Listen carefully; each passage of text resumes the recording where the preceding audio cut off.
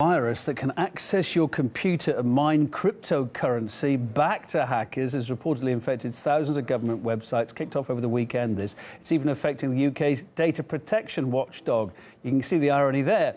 The malware uses a technique known as cryptojacking.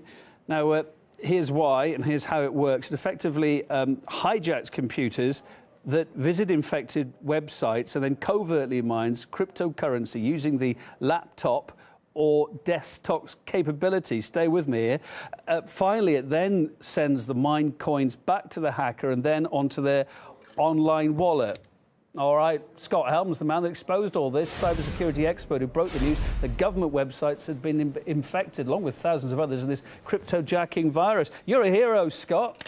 Apparently. Hi there. Thanks for being with us. But I don't understand it. What does this mean? I don't have cryptocurrency. So why should a lot of us worry about this? Well, I guess the worst thing is that you have inadvertently financed a criminal gang. Your device has been taken over. You've mined cryptocurrency, and that has been sent to the criminals that masterminded this attack. Right, got you. These viruses don't steal data. How do they work? Lay it out in layman's terms for us.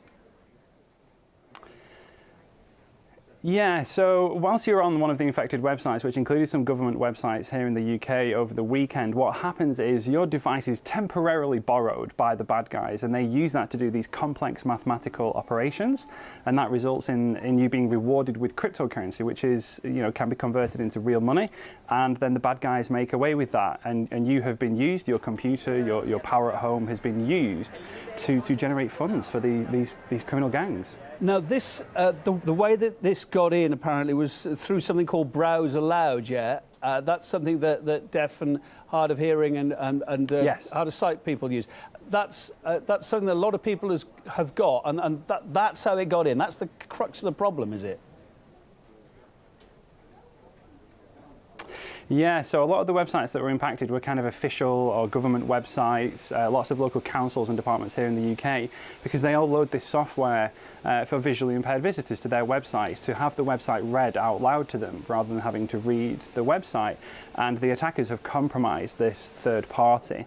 And because all of these different government websites load the compromised software into their web pages, they are by extension compromised as well. So the bad guys target one company and they end up compromising, in this case, thousands of websites as well. I mean, it's one wake-up call after another, isn't it? I mean, a lot of these sites, these government sites, are highly protected. They're highly guarding themselves, you would think, against this kind of attack, but it hasn't worked yet again. I mean, it's going to be constant chasing of tails here, isn't it, to try and stay above the hackers, stay one step in front of them. Yeah, I think, especially with this one of the things that I'm hoping is this will be kind of a wake-up call, that the technologies do exist to defend against this attack, and there are ways that we can ensure this doesn't happen again.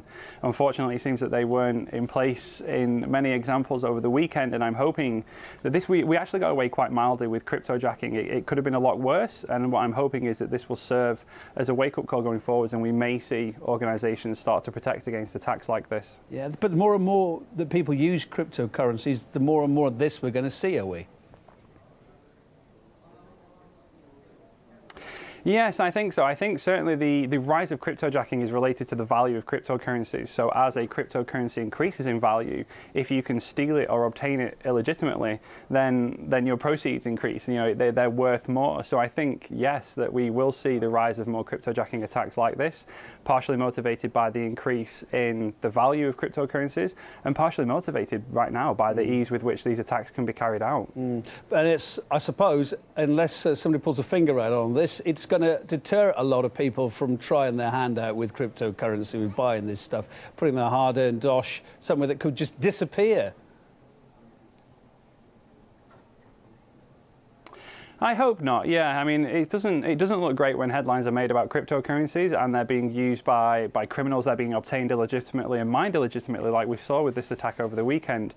But criminals have used cash for hundreds of years, and criminals will move to the next form of currency, which is cryptocurrency. So I hope that doesn't deter people. But if you're just an ordinary user, I mean, it wasn't just big websites, this is personal people's websites that were hacked as well. If you're just an ordinary user, I mean, how on the ball do you need to be these days? Do you need to be looking at your software safeguards daily, weekly, what? I mean, I'm an Apple user, and we had that great big download the other day, you know, that safety download, which then knocked off my printers. I'd chuck them in the bin.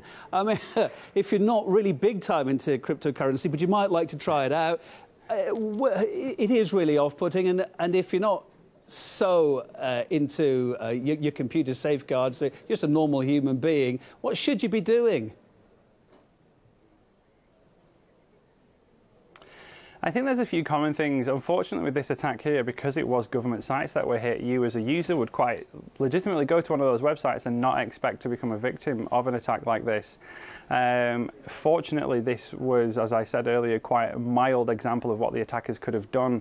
But I think common advice still applies. You know, make sure that you keep your device up to date. If it's an iPhone, do the iPhone updates. If it's Windows, do Windows updates. Yeah. Make sure you're running the latest versions of apps. Maybe you have antivirus programs on your computers. All of the standard kind of advice still applies here. And you know, the wider industry just needs to react to this and start getting on top of these kinds of attacks. Scott up there in Manchester, cybersecurity expert and hero, as we say. Thank you for being on the programme. Much appreciated. Thank you for watching.